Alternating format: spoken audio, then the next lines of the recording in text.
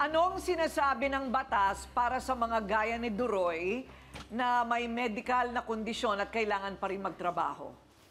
Kay Duroy po, no, dahil hindi naman malignant yan at yan ay, kumbaga, pina-check mo naman, no, ho? So, ang sabi ho kasi ng batas, itong RA 7277, we are all equal. May PWD, hindi PWD. Pero yung PWD, para ma-equalize nila yung hindi parehas na sitwasyon ng tao, ay binibigyan niya ng benepisyo. Kung sa gobyerno kung magtatrabaho, at least 1% ng workforce. Kung sa private naman po, ini-encourage, may benefit po sa mga kumpanyang malalaki na at least merong 1% din po ng mga magtatrabaho. Pero dito po sa pagnenegosyo, ito po yan, yung pagdadrive ng motor, wala naman po tayong regulation dyan sapagkat kung kaya mo mag-drive at pumasa ka sa lisensya, may lisensya ka ba? Mukhang, may lisensya ka, ibig sabihin pumasa ka sa medical, you are fit to work naman.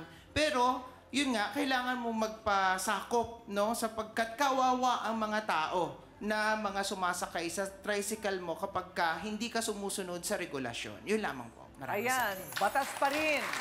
Doc Camille, paano magtatagpo sa gitna itong dalawang panig? Considering yung mga pangangailangan nila. Okay, pagdating po sa ganito, kung magko-compromise, you win some, you lose some. Kasi kung ang pinag-uusapan dito, nagugulat ako sa ating mga audience na sinasabi nyo na kinakailangan ganito, pero may batas tayo. Tapos tayo ang unang sumisira dun sa batas na yon.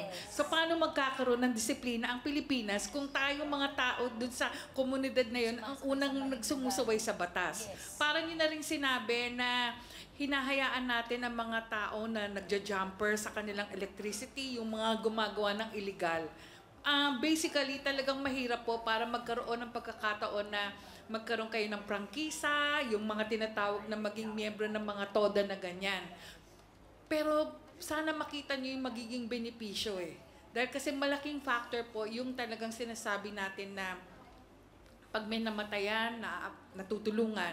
Pag mayroong sakit, nabibigyan yung pangangailangan. Kung kinakailangan na kung nagkakaroon ng aksidente, may magagawang paraan. Dahil kasi alam ko may insurance yan, yung tinatawag pong TPL, di ba? Kahit yun lang.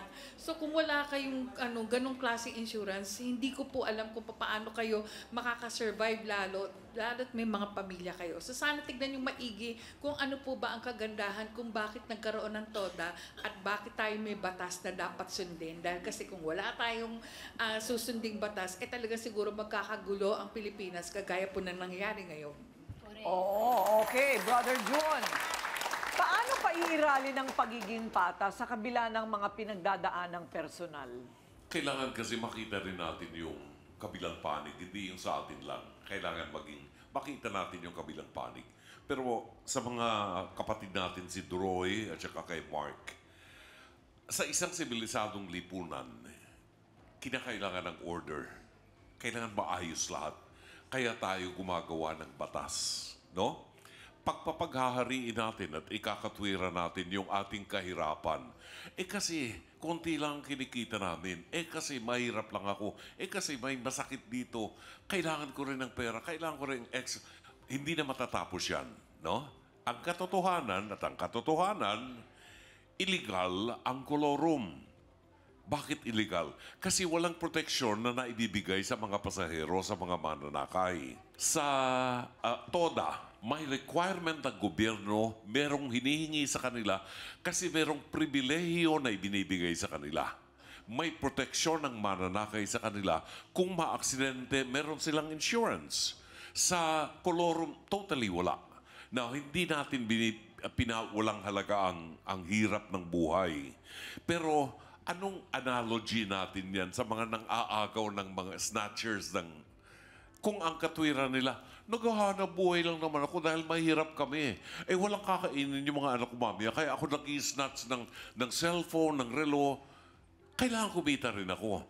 Hindi magiging katwiran yon sa isang lipunang katulad ng sa atin.